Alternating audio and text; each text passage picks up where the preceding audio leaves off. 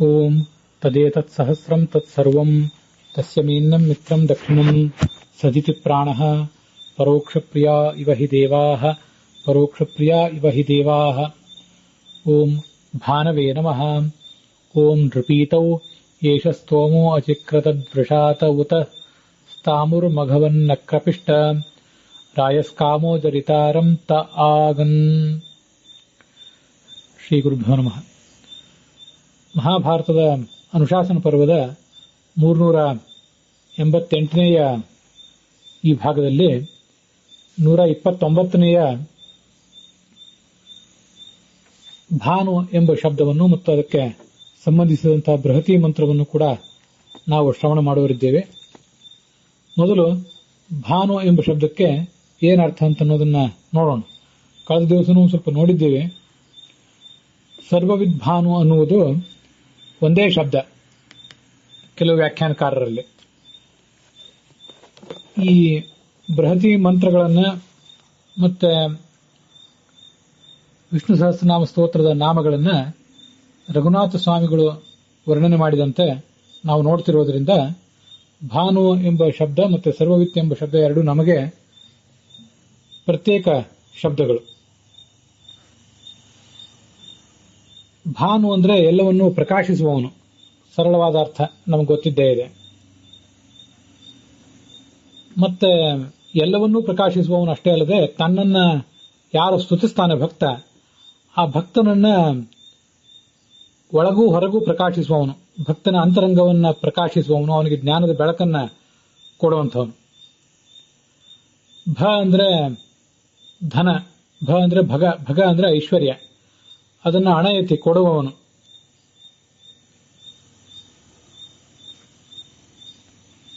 ಮುಕ್ತಿಯ ಭೋಗವನ್ನ ಕೊಡುವಂಥವನು. ಈ ಎಲ್ಲ ಅರ್ಥಗಳು ಬರ್ತವೆ. ಅದಲ್ಲದೆ ಯಜ್ಞಗಳಲ್ಲಿ ಪೂಜಿಸಲ್ಪಡುವಂಥವನು, ಯಜ್ಞದ ಆಹುತಿ ಅವನಿಗೆ ಸಲ್ಲುವಂಥದ್ದು ಮೊದಲು. ಮತ್ತೆ ಯಜ್ಞದಲ್ಲಿ ವೇದ ಮಂತ್ರಗಳಿಂದ ಸ್ತುತಿಸಲ್ಪಡುವವನು ಹೌದು. ಮತ್ತೆ ಸೂರ್ಯನನ್ನು ಪ್ರಕಾಶಿಸುವಂಥವನು. ಭಾನೋಹ ಪ್ರಭಾಂ ನುದತಿ, ಸೂರ್ಯನಲ್ಲಿ ಚಂದ್ರನಲ್ಲಿ ಎಲ್ಲರಲ್ಲಿಯೂ ಕೂಡ ಬೆಳಕು ಬಂದದ್ದು ಇವನಿಂದಲೇ. ಸೂರ್ಯನಲ್ಲಿ ಅಂತರ್ಗತನಾದವನು ಕೂಡ. ಸೂರ್ಯನ ಬೆಳಕು, ಸೂರ್ಯನ ಸ್ಥಾನ ಮಾನ ಎಲ್ಲವೂ ಕೂಡ ಇವನ ಅಧೀನವೇ. ಆದ್ದರಿಂದ ಇವನನ್ನ ಭಾನು ಅಂತ ಶಾಸ್ತ್ರದಲ್ಲಿ ವರ್ಣನೆ ಮಾಡಿದ್ದಾರೆ.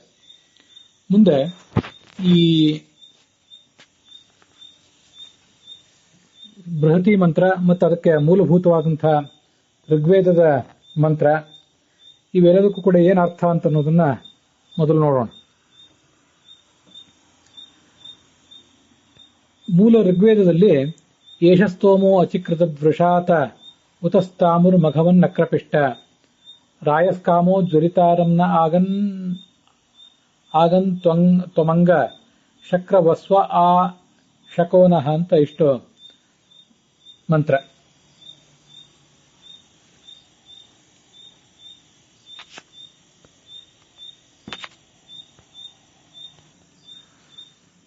ಅಲ್ಲಿ ಈ ಮಂತ್ರಕ್ಕೆ ನೃಪೀತವು ಅನ್ನುವಂತಹ ಹಿಂದಿನ ಮಂತ್ರದ ಒಂದು ಭಾಗವನ್ನು ಸೇರಿಸಿಕೊಂಡು ರಘುನಾಥ ಸ್ವಾಮಿಗಳು ಈ 129ನೇ ಬೃಹತಿ ಮಂತ್ರವನ್ನ ಹೊಸದಿದ್ದಾರೆ. ಮತ್ತು ಅಗನ್ಸ್ತಮಂಗ್ರ ಶಕ್ರ ವಸ್ವ ಅಂತ ಏನು ಮುಂದಿನ ಭಾಗ ಇದೆ ಅದನ್ನು ಬಿಟ್ಟಿದ್ದಾರೆ. ಅಗನ್ ತ ಆಗನ್ ಅನ್ನುವವರಿಗೆ ಮಾತ್ರ ಈ ಬೃಹತಿ ಮಂತ್ರದಲ್ಲಿ ಇಟ್ಕೊಂಡಿದ್ದಾರೆ. ಮೂಲ ಮಂತ್ರಕ್ಕೆ ಸಾಯಣಾಚಾರ್ಯರ ಅರ್ಥ ಏನಿದೆ ಅಂತ ಅನ್ನೋದನ್ನ ನೋಡೋಣ.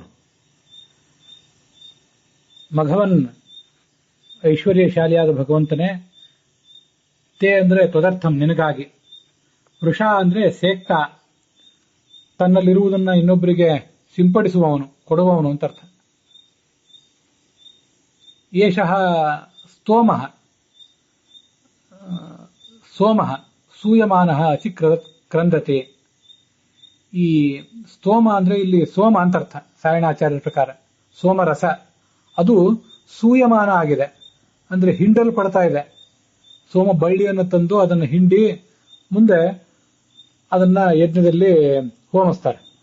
ಇದು ಆ ಇಂದ್ರನಿಗಾಗಿ ಮಾಡುವಂಥದ್ದು. ಅದು ಆ ಸೋಮರಸ ಅನ್ನುವುದು ಸೋಮ ಆಹುತಿಯನ್ನು ಸ್ವೀಕಾರ ಮಾಡಿದಂತಹ ದೇವತೆಗಳ ಮತ್ತೆ ಆ ಯಜ್ಞ ಮುಗಿದ ಬಳಿಕ ಸೋಮದ ರಸವನ್ನು ಸ್ವೀಕಾರ ಮಾಡುವಂತಹ ಎಲ್ಲ ಪುರೋಹಿತರ ವ್ಯಕ್ತಿತ್ವವನ್ನು ಕೂಡ, ಅವರ ಹೊಟ್ಟೆಯನ್ನು ಕೂಡ ಸಿಂಪಡಿಸುವಂಥದ್ದು. ಅವರಿಗೆ ಬಂದಿರುವಂತಹ ಜಾಡ್ಯವನ್ನ ಅದು ನಿವಾರಿಸ್ತದೆ. ಹೊಸ ಉತ್ಸಾಹ, ಹೊಸ ಶಕ್ತಿ ಆ ಸೋಮರಸದ ಪಾನದಿಂದ ಅವರಿಗೆ ಬರ್ತದೆ ಅಂತ ಶಾಸ್ತ್ರಗಳಲ್ಲಿ ಬೇರೆ ಬೇರೆ ಕಡೆ ವರ್ಣನೆ ಮಾಡ್ತಾರೆ. ಅದಲ್ಲದೆ ಸ್ತಾಮು ಅಂದ್ರೆ ಸ್ತೋತ, ನಿನ್ನನ್ನ ಸ್ತುತಿಸುವಂತವನು, ಸ್ತುತಿಸುವಂತ ಭಕ್ತ. ಅವನು ನಿನ್ನನ್ನ ಅಕ್ರಪಿಷ್ಟ ಸ್ತುತಿಸ್ತಾನೆ. ನಿನ್ನನ್ನು ಸ್ತುತಿಸುವಂತ ಯಾವ ಭಕ್ತ ಇದ್ದಾನೆ, ನನ್ನಂತ ಭಕ್ತ ಮಾಂ, ನನ್ನ ಬಳಿಗೆ ಈ ಧನವನ್ನ ಅಪೇಕ್ಷೆ ಪಡುವಂತಹ ವ್ಯಕ್ತಿಗಳು ಬರ್ತಾರೆ. ಆಗತಃ. ಇದು ಸಾಯಣಾಚಾರ್ಯರು ವರ್ಣನೆ ಮಾಡಿದಂತಹ ಅರ್ಥ ಮೂಲ ಋಗ್ವೇದದ ಮಂತ್ರಕ್ಕೆ. ಇದಕ್ಕೆ ರಘುನಾಥ ಸ್ವಾಮಿಗಳು ಏನು ಅರ್ಥ ಮಾಡಿದ್ದಾರೆ ಅಂತ ಅನ್ನೋದನ್ನ ಈ ಮುಂದೆ ನೋಡೋಣ. ಸ್ತೋಮ ಅಂದ್ರೆ ಸ್ತುತಿ. ಆ ಸ್ತುತಿಯನ್ನು ಮಾಡುವವನು ಅನ್ನೋ ಅರ್ಥವನ್ನ ಇಲ್ಲಿ ತಗೊಳ್ಬೇಕು. ಇಲ್ಲಿ ಸ್ತುತಿಯನ್ನು ಮಾಡುವವರು ಅಂದ್ರೆ ವಸಿಷ್ಠರು. ಈ ಸೂಕ್ತವನ್ನು ಕಂಡುಕೊಂಡಂಥವರು ಅವರೇ. ನೃಪೀತಿ ಅಂದ್ರೆ ಯಜ್ಞ. ನಾಗಳು ಅಂದ್ರೆ ನರೌ ನರಹ. ಯಜ್ಞದ ಮತ್ತು ಒಟ್ಟಾರೆ ನಮ್ಮ ಜೀವಮಾನದ ನೇತೃತ್ವವನ್ನು ವಹಿಸಿರುವಂತವರು ನೇತೃಗಳಾದವರು ದೇವತೆಗಳು. ಅವರಿಗೆ ಪೀತಿ ಅಂದ್ರೆ ಸೋಮಪಾನ ಇಲ್ಲಿ ನಡೆಯುವುದರಿಂದ ನೃಪೀತಿ ಅಂದ್ರೆ ಯಜ್ಞ. ಆ ಯಜ್ಞದಲ್ಲಿ ಸ್ತೋತ್ರವನ್ನು ಮಾಡುವಂತಹ ವ್ಯಕ್ತಿ ಈ ಮುಂದಿನಂತೆ ಘೋಷಿಸ್ತಾನೆ. ಜೋರಾಗಿ ಭಗವಂತನನ್ನು ಸ್ತುತಿಸ್ತಾನೆ ಅಂತ ಅರ್ಥ. ಸ್ತಾಮು ಅಂದ್ರೆ ಸಂಸಾರದಲ್ಲಿ ಶ್ರಾಂತನಾದವನು. ತಮುಗ್ಲಾನವು ಅಂತ ಧಾತು ಇದೆ. ಆದ್ರಿಂದ ಸಂಸಾರದಲ್ಲಿ ಶ್ರಾಂತನಾದವನು ಅನ್ನೋ ಅರ್ಥವನ್ನ ರಘುನಾಥ ಸ್ವಾಮಿಗಳು ವರ್ಣನೆ ಮಾಡ್ತಾರೆ. ಸಂಸಾರದಲ್ಲಿ ದಣಿದವನು. ಸಂಸಾರದಲ್ಲಿ ದಣಿದಂತಹ ವ್ಯಕ್ತಿಯೂ ಕೂಡ ಭಗವಂತನೇ ನಿನ್ನ ಅನುಗ್ರಹದಿಂದ ಸಮರ್ಥನಾಗ್ತಾನೆ. ತನ್ನೆಲ್ಲ ದಣಿವನ್ನು ಕಳ್ಕೊಂಡು ಮುಂದಿನ ಮೋಕ್ಷದ ಕಡೆಗೆ ಪಯಣಕ್ಕೆ ಅಣಿಯಾಗ್ತಾನೆ. ಮತ್ತೆ ನಿನ್ನನ್ನು ಸ್ತುತಿಸುವಂತಹ ವಸಿಷ್ಠರಿಗೆ ಎಂಥ ಒಂದು ಸಿದ್ಧಿ ದೊರೀತದೆ ಅಂದ್ರೆ, ರಾಯಸ್ಕಾಮ, ರಾಯ ಅಂದ್ರೆ ಧನದ, ಕಾಮ ಅಂದ್ರೆ ಅಪೇಕ್ಷೆ, ಅದು ಗತ್. ಆ ವಸಿಷ್ಠರನ್ನ ಆ ಧನದ ಅಪೇಕ್ಷೆ ಅನ್ನೋದು ಬಿಟ್ಟು ಹೋಗ್ತದೆ, ಬಿಟ್ಟು ತೊಲಗುತ್ತದೆ. ಧನದ ಅಪೇಕ್ಷೆ ಬಿಟ್ಟು ತೊಲಗುವುದು ಅಂದ್ರೆ ಅವರಿಗೆ ಈ ಐಹಿಕ ಕಾಮನೆಗಳ ಬಯಕೆ ಹೊರಟು ಹೋಗುವುದು ಅಂತ ಅರ್ಥ. ತ್ವತ್ಪ್ರಸಾದಾದ್ ವಸಿಷ್ಠೋ ನಿಷ್ಕಾಮೋ ಜಾತಃ. ನಿನ್ನ ಅನುಗ್ರಹದಿಂದಲೇ ವಸಿಷ್ಠರು ನಿಷ್ಕಾಮರಾಗಿ ಬಿಡ್ತಾರೆ ಅಂತ ಅದರ ತಾತ್ಪರ್ಯ. ಹಾಗಾಗಿ ಭಾನು ಎಂಬ ಶಬ್ದಕ್ಕೆ ಏನು ಅರ್ಥ ಇಲ್ಲಿ ನೋಡ್ಬೇಕು ನಾವು. ಭಾ ಅಂದ್ರೆ ಪ್ರತಿಭಾ, ಅರ್ಥಾತ್ ವಿಷಯದ ಮೇಲಿನ ಬಯಕೆ. ತನ್ನ ಭಕ್ತರಲ್ಲಿರುವಂತಹ ವಿಷಯದ ಮೇಲಿನ ಬಯಕೆಯನ್ನ ಅಪನಯತಿ, ಕಳೀತಾನೆ. ಆ ಕಾರಣಕ್ಕಾಗಿ ಈತನನ್ನ ಭಾನು ಅಂತ ಹೇಳಬೇಕು. ಇದು ರಘುನಾಥ ಸ್ವಾಮಿಗಳು ಮಾಡಿದಂತಹ ವ್ಯಾಖ್ಯಾನ. ಮುಂದೆ ಭಗವಂತಾಚಾರ್ಯರು ಈ ಮಂತ್ರಕ್ಕೆ ಏನು ಅರ್ಥ ಹೇಳ್ತಾರೆ ಅಂತ ಅನ್ನೋದನ್ನ ನೋಡೋಣ. ಭಾನು ಎಂಬ ಶಬ್ದಕ್ಕೆ ಸಂಬಂಧಿಸಿದಂತಹ ಬೃಹತಿ ಮಂತ್ರ ಅವರ ದೃಷ್ಟಿಯಲ್ಲಿ ಬೇರೆ ಇದೆ. ಅಕ್ರಪಿಷ್ಟ ರಾಯಸ್ಕಾಮೋ ಜರಿತಾರಂತ ಆಗನ್ ತ್ವಮಂಗ ಶಕ್ರ ವಸ್ವ ಆಶಕೋನಃ ಸನಯಿಂದ್ರ ತ್ವಯತಾಯ ಇಷೆ ಅಂತ ಬೇರೆ ಮಂತ್ರ ಇದೆ. ಅದರಲ್ಲಿ ಕೆಲವು ಭಾಗಗಳು ಮಾತ್ರ ನಮ್ಮ ಈ ಬೃಹತಿ ಮಂತ್ರಕ್ಕೆ ಸಂಬಂಧಪಟ್ಟಿವೆ. ಮುಂದಿನ ಭಾಗಗಳ ಅರ್ಥವನ್ನು ನಾವು ಮುಂದೆನೆ ನೋಡ್ತೇವೆ. ತನ್ನ ಭಕ್ತನನ್ನು, ತನ್ನನ್ನು ಸ್ತುತಿಸುವಂತಹ ಭಕ್ತನನ್ನು ಕೂಡ ಭಕ್ತನ ಅಂತರಂಗವನ್ನು ಜ್ಞಾನದಿಂದ ಬೆಳಗ್ತಾನೆ. ಮತ್ತೆ ಅಂದ್ರೆ ಧನವನ್ನ, ಐಶ್ವರ್ಯವನ್ನು ಕೊಡುವಂಥವನು, ಮೋಕ್ಷ ಸುಖವನ್ನು ಕೊಡುವಂಥವನು ಇತ್ಯಾದಿ ಅರ್ಥಗಳನ್ನ ವರ್ಣನೆ ಮಾಡಿದವರು ಭಗವಂತಾಚಾರ್ಯರೇ.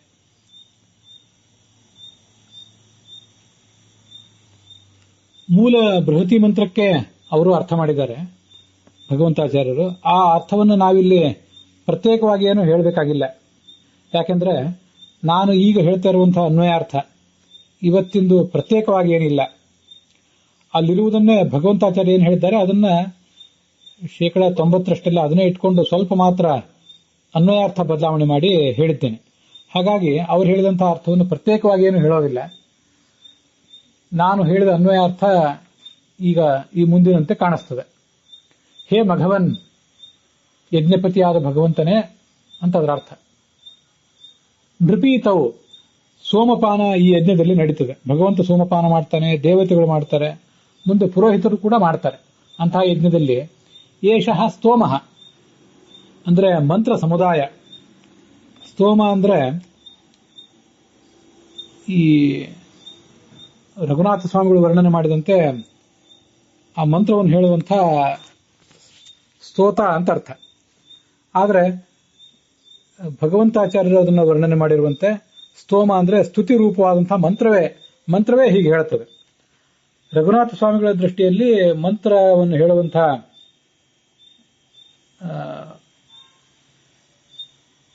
ಆ ಸಾಧಕನಾದಂತಹ ಪುರೋಹಿತ ಅವನು ಹೇಳೋದು.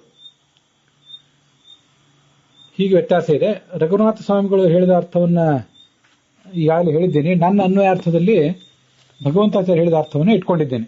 ಆ ಮಂತ್ರವೇ ಹೀಗೆ ಅಚಿಕ್ರದತ್ ಅಕ್ರಂದತ್ ಜೋರಾಗಿ ಹೀಗೆ ಘೋಷಣೆ ಮಾಡ್ತದೆ. ಉಚ್ಚೈ ಹೀಗೆ ಘೋಷಯತಿ ಏನಂತ, ಹೇ ದೇವನೇ ಭಗವಂತನೇ, ವೃಷ ಅಂದ್ರೆ ಜ್ಞಾನವನ್ನ ಸುರಿಸುವಂಥವನು ಅಂತ ಅರ್ಥ. ತನ್ನ ಬಳಿಗೆ ಯಾರೇ ಅನುಯಾಯಿಗಳು ಬಂದರೆ, ತನ್ನ ಭಕ್ತರಾದವರು ಬಂದರೆ ಅವರಿಗೆ ಜ್ಞಾನವನ್ನು ಸುರಿಸುವಂಥವನು. ಯಾರು ಅಂದ್ರೆ ಒಬ್ಬ ಹಿರಿಯ ಭಕ್ತ, ಒಬ್ಬ ದೊಡ್ಡ ದೇವತೆ ತನ್ನ ಬಳಿಗೆ ಬರುವಂತಹ ಹಿರಿಕಿರಿಯ ದೇವತೆಗಳಿಗೆ, ಋಷಿಗಳಿಗೆ, ಪಿತೃಗಳಿಗೆ, ಚಕ್ರವರ್ತಿಗಳಿಗೆ, ಮನುಷ್ಯರಿಗೆ ಎಲ್ಲರಿಗೂ ಕೂಡ ಜ್ಞಾನವನ್ನು ಸುರಿಸ್ತಾನೆ. ಮತ್ತು ನಿನ್ನನ್ನು ಸ್ತುತಿಸ್ತಾನವನು. ಆ ದೊಡ್ಡ ದೇವತೆ ಅವನೇ ಆ ಪ್ರಾಣ ಅಥವಾ ಚತುರ್ಮುಖ. ಅಕ್ರಪಿಷ್ಠ ಅಂದ್ರೆ ಸಮಸ್ತ ಕಾರ್ಯದಕ್ಷ ಬಭೂವ. ನಿನ್ನನ್ನು ಸ್ತುತಿಸುವಂತಹ ಒಬ್ಬ ಭಕ್ತನೇ ಸಮಸ್ತ ಕಾರ್ಯದಕ್ಷನಾಗಿಬಿಟ್ಟ. ಚತುರ್ಮುಖ ಅಥವಾ ಪ್ರಾಣ ಜಗತ್ತಿಗೆ ಸಂಬಂಧಪಟ್ಟ ಎಲ್ಲವನ್ನೂ ಮಾಡ್ತಾನೆ.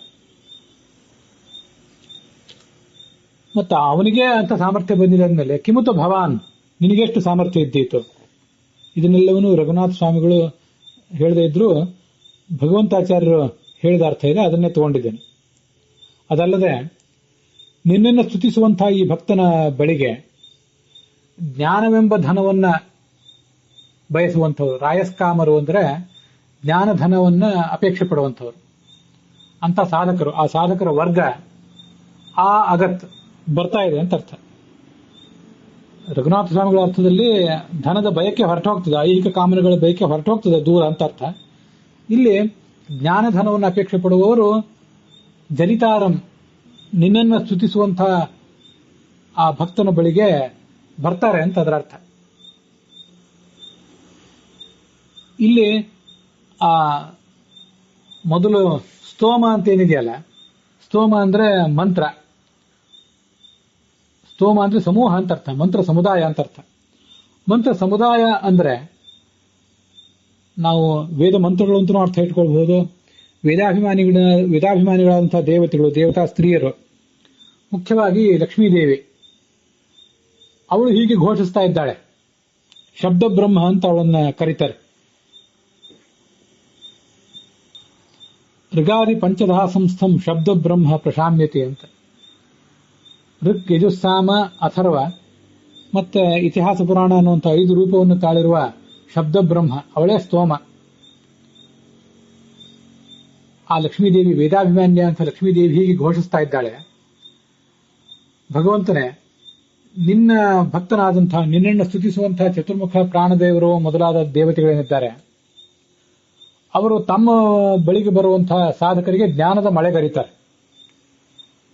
ಅದಕ್ಕಾಗಿ ಅವರಿಗೆ ಒಂದು ಮಹಾ ಸಾಮರ್ಥ್ಯ ಬಂದಿದೆ. ಜಗತ್ತಿನ ಸೃಷ್ಟಿ, ಪಾಲನ, ನಾಶ ಇತ್ಯಾದಿಗಳಲ್ಲಿ ಭಗವಂತನ ಅಂಗಭೂತರಾದವರು ಅವರು ಚತುರ್ಮುಖ ವಾಯುಗಳು. ಅವರಿಗೆ ಅಂತ ಸಾಮರ್ಥ್ಯ ಇರುವಾಗ ನಿನಗೆ ಎಂತ ಸಾಮರ್ಥ್ಯ ಇದ್ದೀತು? ಹಾಗಾಗಿ ಜ್ಞಾನಧನವನ್ನು ಅಪೇಕ್ಷೆ ಪಡುವಂತಹ ಸಾಧಕರೆಲ್ಲರೂ, ದೇವ ಋಷಿ ಪಿತೃಪಗಳೆಲ್ಲರೂ, ಪಿತೃಪ ಮತ್ತೆ ಮನುಷ್ಯರು ಎಲ್ಲರೂ ಕೂಡ ಈ ಚತುರ್ಮುಖನ ಮುಖ್ಯ ಪ್ರಾಣನ ಬಳಿಗೆ ಬರ್ತಾರೆ. ಮುಮುಕ್ಷವೋ ಬ್ರಹ್ಮಣಶ್ಚ ಶಿವಾದಿಂದ್ರಾದಿಭಿಸ್ತಥ ಜ್ಞಾನಂ ಪ್ರಾಪ್ಯ ಇವ ವಿಪುಲಂ ಮುಚ್ಚಂತೆ ಬ್ರಹ್ಮಣಾ ಸಹ. ಮೋಕ್ಷಗಳಾದ ಎಲ್ಲಾ ಸಾಧಕರು ಕೂಡ ಚತುರ್ಮುಖ ಬ್ರಹ್ಮನಿಂದ, ಶಿವನಿಂದ, ಇಂದ್ರನಿಂದ ಜ್ಞಾನವನ್ನು ಪಡೆದು ಮುಂದೆ ಚತುರ್ಮುಖನ ಜೊತೆಗೆ ಮುಕ್ತರಾಗ್ತಾರೆ ಅಂತ ವರ್ಣನೆ ಇದೆ. ಹೀಗೆ ಈ ಮಂತ್ರದ ಅರ್ಥ.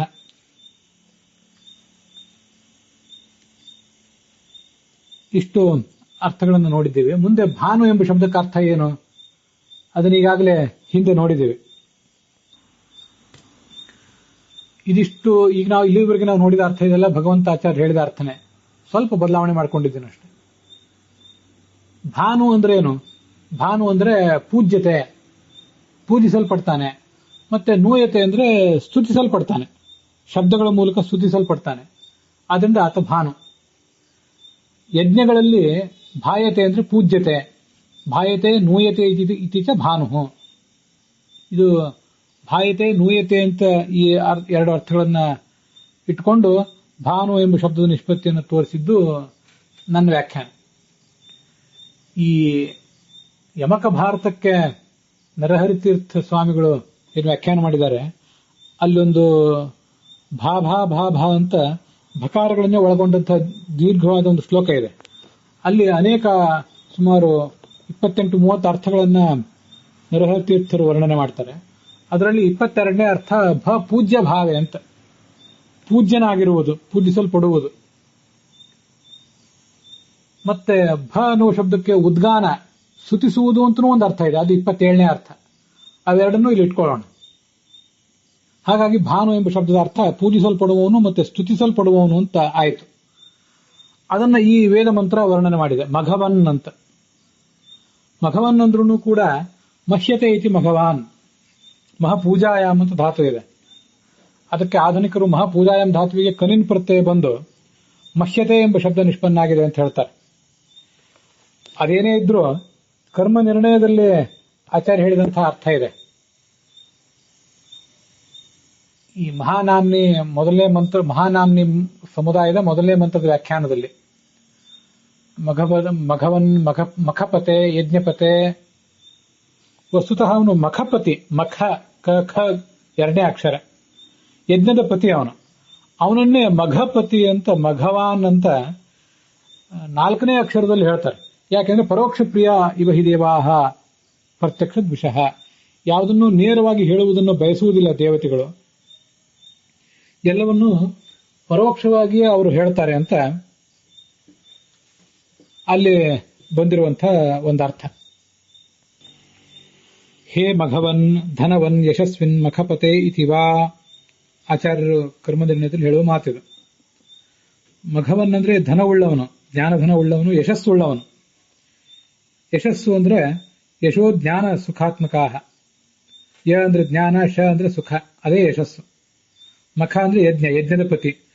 ತಂವಾ ಏತಂ ಮಖವಂತಂ ಸಂತಂ ಮಘವಾನಿತ್ಯಾಚಕ್ಷತೆ ಪರೋಕ್ಷೇಣ, ಪರೋಕ್ಷ ಪ್ರಿಯ ಇವ ಹಿ ದೇವಾಹ ಪ್ರತ್ಯಕ್ಷ ದ್ವಿಷಃ.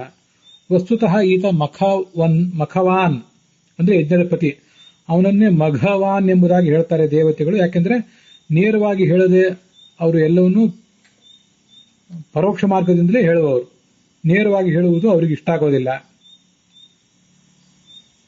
ತನ್ನ ಆಯಾತು ಮಘಾಯ, ನನ್ನ ಯಜ್ಞಕ್ಕೆ ಆ ಭಗವಂತ ಬರ್ಲೆ.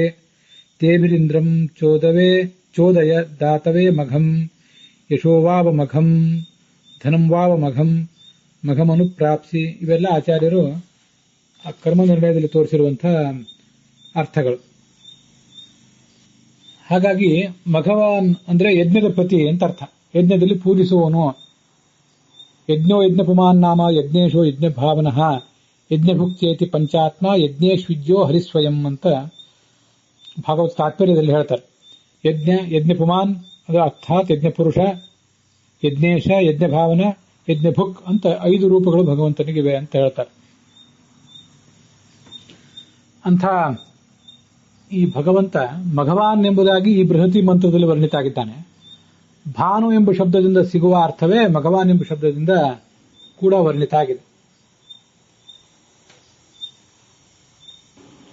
ಭಾನು ಎಂಬ ಶಬ್ದದಲ್ಲಿ ಭ ಎಂಬುದು ಪೂಜ್ಯತ್ವವನ್ನು ಹೇಳಿದರೆ, ಆ ಪೂಜ್ಯತ್ವ ಎಂಬ ಅರ್ಥ ಮಘವಾನ್ ಎಂಬ ಬೃಹತಿ ಮಂತ್ರದಲ್ಲಿ ಮಘವಾನ್ ಎಂಬ ಶಬ್ದದಿಂದ ನಮಗೆ ಸಿಗ್ತದೆ. ಮುಂದೆ ಭಾನು ಎಂಬಲ್ಲಿ ನು ಅನ್ನುವುದು ಭಗವಂತನ ಸ್ತುತಿಯನ್ನ ದೇವತೆಗಳು ಮಾಡುವುದನ್ನ, ಪುರೋಹಿತರು ಮಾಡುವುದನ್ನು ಹೇಳ್ತದಲ್ಲ, ಅದನ್ನ ಇಲ್ಲಿ ಸ್ತೋಮಃ ಅಚಿಕ್ರದತ್. ಈ ಸ್ತೋಮ ಅಂದ್ರೆ ಮಂತ್ರ ಸಮುದಾಯ, ಅದು ಅಚಿಕ್ರದತ್ ಹೀಗೆ ಭಗವಂತನನ್ನು ಪ್ರತಿಪಾದನೆ ಮಾಡ್ತಾ ಇದೆ. ಹೀಗೆ ಸ್ತೋಮಃ ಅಚಿಕ್ರದತ್ ಎಂಬ ಬೃಹತಿ ಮಂತ್ರದ ಭಾಗ ಭಾನು ಎಂಬಲ್ಲಿನ ನು ಎಂಬ ಶಬ್ದದ ಅರ್ಥವನ್ನು ಹೇಳ್ತದೆ.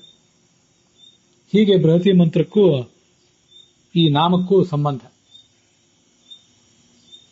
ನೃಪೀತಿ ಅಂದ್ರೆ ಯಜ್ಞ. ಹೇಗೆ ಅಂದ್ರೆ ನಾ ಅಂದ್ರೆ ನೇತಾರರಾದಂತಹ ದೇವತೆಗಳು, ನಮಗೆಲ್ಲರಿಗೂ ಹಿರಿಯರಾದ ದೇವತೆಗಳು, ಅವರು ಸೋಮಪಾನ ಮಾಡ್ತಾರೆ ಅನ್ನೋ ಅರ್ಥವನ್ನು ರಘುನಾಥ ಸ್ವಾಮಿಗಳು ಹೇಳಿದ್ರು. ನುಹು ಅಂದ್ರೆ ಭಗವಂತಾಚಾರ್ಯರು ಹಿಂದಿನ ಮಂತ್ರದಲ್ಲಿ ವರ್ಣನೆ ಮಾಡಿದ್ದಾರೆ. ಪರಮಪುರುಷನಾದಂಥ ಆ ಭಗವಂತನ ಸೋಮಪಾನ ಎಲ್ಲಿ ನಡೀತದೋ ಅದು ನೃಪೀತಿ. ನುಹು ಪರಮಪುರುಷಸ್ಯ ತವ ಪೀತಿ ಸೋಮಪಾನಂ ಯಸ್ಮಿನ್ನಸೌ ನೃಪೀತಿ ಯಜ್ಞ. ಇದು ಭಗವಂತಾಚಾರ್ಯ ವರ್ಣನೆ ಮಾಡಿದಂತಹ ಅರ್ಥ. ನಯತೀತಿ ನಾ, ಎಲ್ಲರನ್ನೂ ಕರೆದುಕೊಂಡು ಹೋಗುವವನು, ನಮಗೆಲ್ಲರಿಗೂ ಮುಖ್ಯ ನೇತಾರ ಅವನೇ ಭಗವಂತ. ಅವನೇ ನಾ ನರೌ ನರಹ ಅಂತ ಅದನ್ನು ಹೇಳಬೇಕು. ಅಂಥ ಪರಮಪುರುಷನಾದ ಭಗವಂತನಿಗೆ ಪೀತಿ, ಸೋಮಪಾನದ ಆಹುತಿ ಮೊದಲು ಸಲ್ಲೋದು.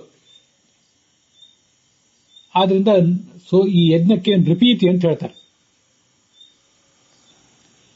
ವಿಭಾಗ ಶತವತ್ ಅನ್ನೋ ಸೂತ್ರದಲ್ಲಿ ಆಚಾರ್ಯರು ಹೀಗೆ ಬ್ರಹ್ಮಸೂತ್ರ ಭಾಷ್ಯದಲ್ಲಿ ಹೇಳ್ತಾರೆ, ನವಕೋಟ್ಯೋ ಹಿ ದೇವಾನಾಂ ತೇಷಾಂ ಮಧ್ಯೆ ಶತಸ್ಯತೋ ಸೋಮಾಧಿಕಾರೋ ವೇದೋಕ್ತಃ ಬ್ರಹ್ಮಣಿ ದ್ವೇ ಶತಾಧಿಕೆ ಅಂತ.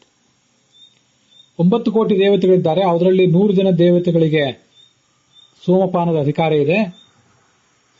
ಆ 100 ಜನ ದೇವತೆಗಳು ಮತ್ತೆ ಇಬ್ಬರು, 100ಕ್ಕೆ ಇನ್ನೂ ಇಬ್ಬರು ಹೆಚ್ಚಿದ್ದಾರೆ, 102 ಜನ ದೇವತೆಗಳಿದ್ದಾರೆ.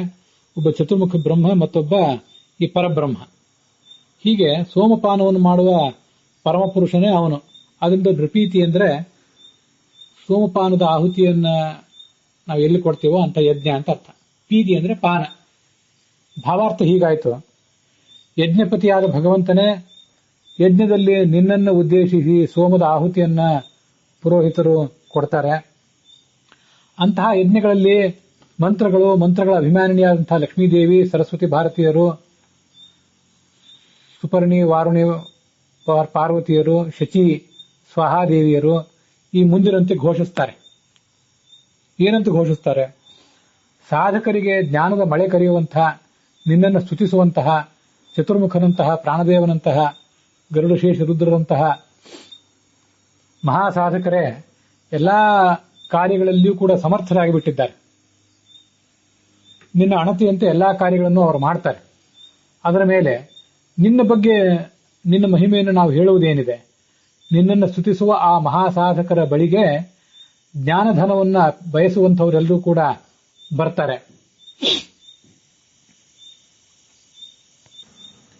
ಭಾನು ಎಂಬ ಶಬ್ದಕ್ಕೆ ಹೀಗೆ ಮುಂದಿನಂತೆ ಅನೇಕ ಅರ್ಥಗಳಾಗ್ತವೆ. ತಮೇವ ಭಾಂತಂ ಅನುಭಾತಿ ಸರ್ವಂ ತಸ್ಯ ಭಾಸಾ ಸರ್ವಮಿದಂ ವಿಭಾತಿ. ಆ ಭಗವಂತ ಪ್ರಕಾಶಿಸ್ತಾ ಇದ್ರೆ ಅವನ ಹೊರ ಬೆಳಕು ಮತ್ತು ಒಳಗಿನ ಬೆಳಕು ಅದನ್ನು ಅನುಸರಿಸಿ ಈ ಜಗತ್ತಿನಲ್ಲಿ ಎಲ್ಲಾ ಕಡೆಯೂ ಕೂಡ ಬೆಳಕು ಕಾಣುತ್ತದೆ. ಇಲ್ಲದೆ ಹೋದ್ರೆ ಒಳಗಿನ ಬೆಳಕು ಇಲ್ಲ, ಜ್ಞಾನದ ಬೆಳಕು ಇಲ್ಲ, ಮತ್ತೆ ಹೊರಗಿನ ಬೆಳಕು ಇಲ್ಲದಂತಾಗ್ತದೆ.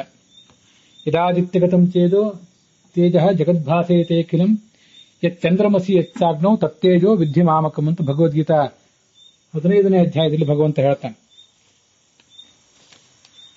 ಸೂರ್ಯ ಚಂದ್ರನಲ್ಲಿರುವಂತಹ, ಅಗ್ನಿಯಲ್ಲಿರುವಂತಹ ಎಲ್ಲ ಬೆಳಕು ಕೂಡ ನನ್ನದೇ ಬೆಳಕು.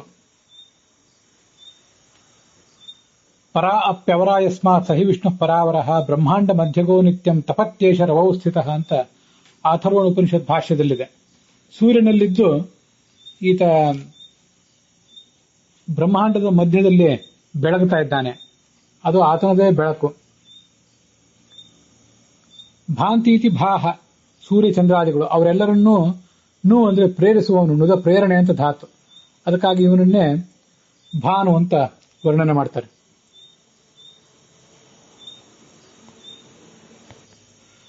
ಭಾ ಧಾತುವಿಗೆ 28 ಅರ್ಥಗಳಿವೆ ಅಲ್ಲ, ಅದನ್ನ ಎಲ್ಲವನ್ನೂ ಕೂಡ ಇಲ್ಲಿ ನಾವು ತಿಳ್ಕೊಳ್ಬಹುದು. ಮುಂದೂ ಒಂದು ಭಾನು ಅಂತ ಶಬ್ದ ಬರೋದಿದೆ, ಆವಾಗಲೂ ಅನೇಕ ಅರ್ಥಗಳನ್ನು ನಾವು ನೋಡೋಣ. ಭಾನು ಅಂದ್ರೆ ಸೌಂದರ್ಯದ ಗಣಿ, ಬ್ರಹ್ಮಾದಿ ದೇವತೆಗಳಿಂದ ಚಿಂತಿಸಲ್ಪಡುವವನು, ಇವೆಲ್ಲ ಅರ್ಥಗಳಿವೆ ಭಾಧಾತುವಿಗೆ. ದುರಹಂಕಾರಿಗಳಾದ ದೈತ್ಯರನ್ನ ಸೀಳಿ ಹಾಕುವವನು, ಎಲ್ಲರ ಹೃದಯ ಕಮಲದಲ್ಲಿ ಸಂಚಾರ ಮಾಡುವವನು, ತಿಳಿಗೇಡಿಗಳ ಬುದ್ಧಿಗೆ ಮೋಹ ತಂದೊಡ್ಡುವವನು,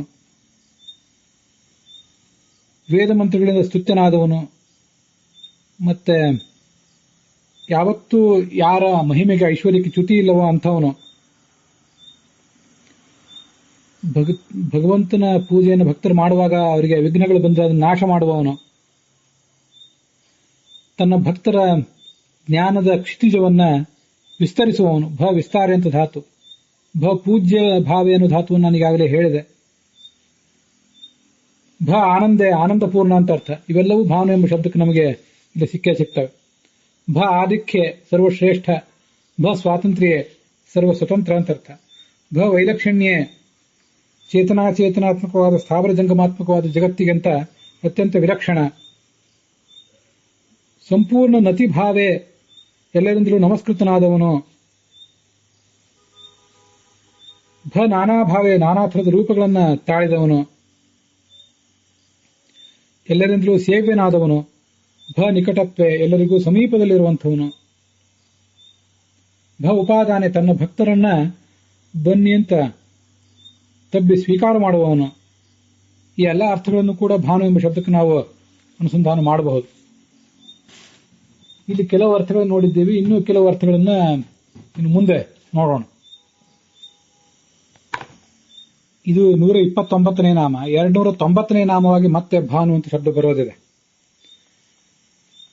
ಭಾನು ಎಂಬ ಶಬ್ದಕ್ಕೆ ಲಕ್ಷಾಲಂಕಾರದಲ್ಲಿ ಭಾ ದೀಪ್ತವು, ಬೆಳಗುವವನು, ಪ್ರಕಾಶನಶೀಲ ಅನ್ನೋ ಅರ್ಥವನ್ನ ವರ್ಣನೆ ಮಾಡಿದ್ದಾರೆ.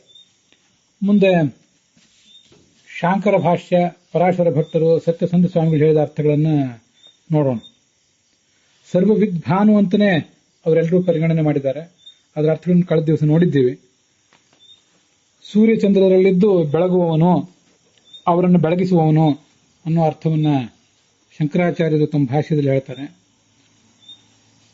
ಪ್ರದ್ಯುಮ್ನ ರೂಪವನ್ನು ತಾಳಿ ಎಲ್ಲ ಕಾರ್ಯಗಳನ್ನು ಕೂಡ, ಸೃಷ್ಟಿ ಮೊದಲಾದ ಕಾರ್ಯಗಳನ್ನು ಮಾಡುವವನು, ಜ್ಞಾನ, ಬಲ, ಐಶ್ವರ್ಯ, ವೀರ್ಯ, ಶಕ್ತಿ, ತೇಜಸ್ಸು 6 ಗುಣಗಳಿಂದ ಸಂಪನ್ನನಾದವನು,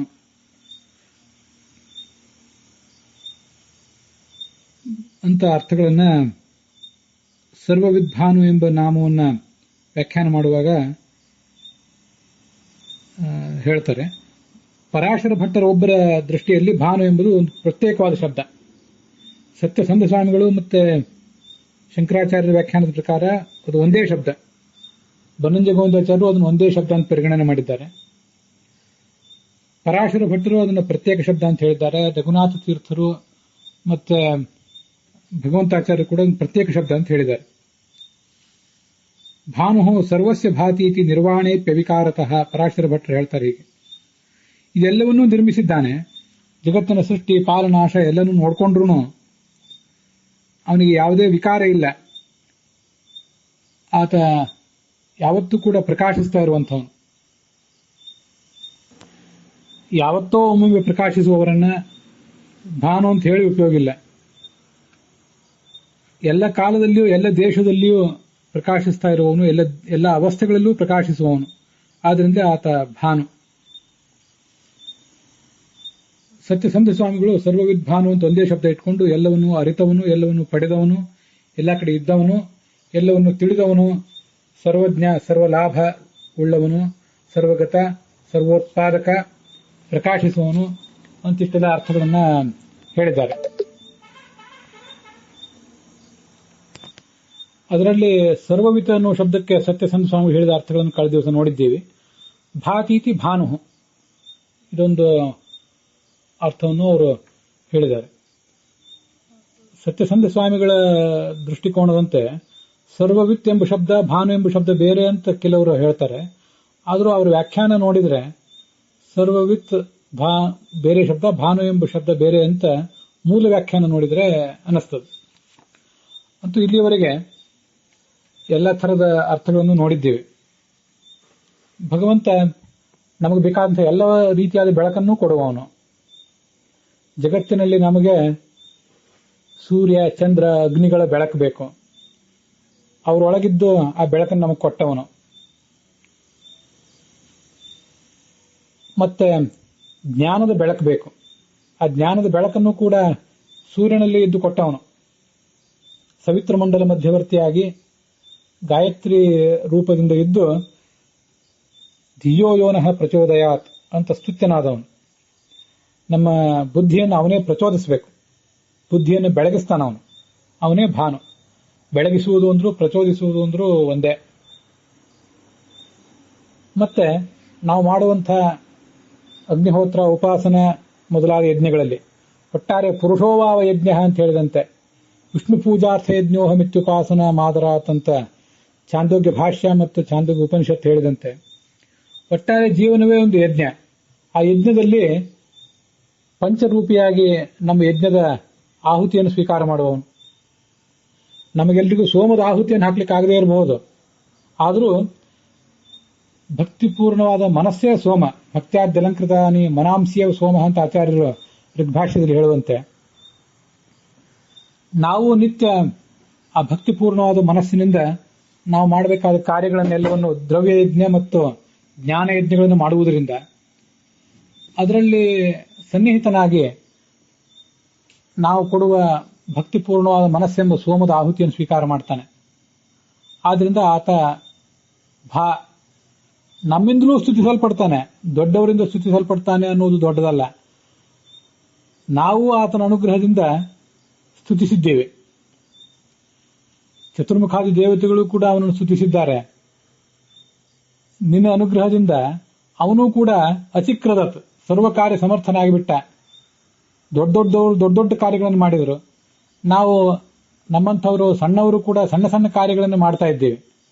ಅದು ಎಲ್ಲ ಈ ಭಗವಂತನ ಅನುಗ್ರಹದಿಂದಲೇ. ಈ ಜಗತ್ತಿನಲ್ಲಿ ಎಲ್ಲಿಯೇ ಆದರೂ ನಿಖಿಲ ಜನರು ಬಂದು ಮನ್ನಿಸುವುದಿದ್ದರೆ ಅದೆಲ್ಲ ಅವನ ಒಲಿಮೆಯಿಂದಲೇ. ನಮ್ಮಂಥ ಪಾಮರರ ಹಿರಿಮೆ ಗರಿಮೆಗಳಿಂದ ಇದೇನಾದರೂ ಆಗುವುದಿದೆಯೇನೋ? ಏನೂ ಇಲ್ಲ. ದೊಡ್ಡವರಿಗೆ ದೊಡ್ಡ ಸಾಮರ್ಥ್ಯ, ನಮ್ಮಂಥ ಚಿಕ್ಕವರಿಗೆ ಚಿಕ್ಕ ಸಾಮರ್ಥ್ಯ. ಸಣ್ಣ ಸಣ್ಣ ಕಾರ್ಯಗಳನ್ನು ನಾವು ಮಾಡಬಲ್ಲೆವು. ಅವೆಲ್ಲ ನಮಗೂ ಬಂದಿವೆ.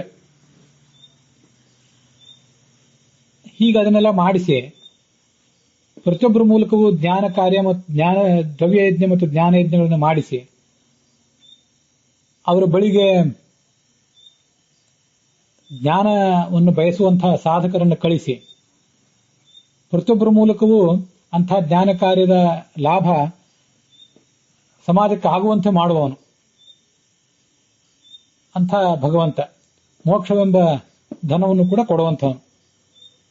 ಹೀಗೆ ಸಾಧನೆ ದೃಷ್ಟಿಯಿಂದ ಅಂತರಂಗವನ್ನು ಬೆಳಗುವವನು, ಹೊರಗನ್ನು ಬೆಳಗುವವನು ಅನ್ನುವ ದೃಷ್ಟಿಯಿಂದ ಭಾನು ಎಂಬ ಶಬ್ದ ಬಹಳ ಮಹತ್ವದ್ದು.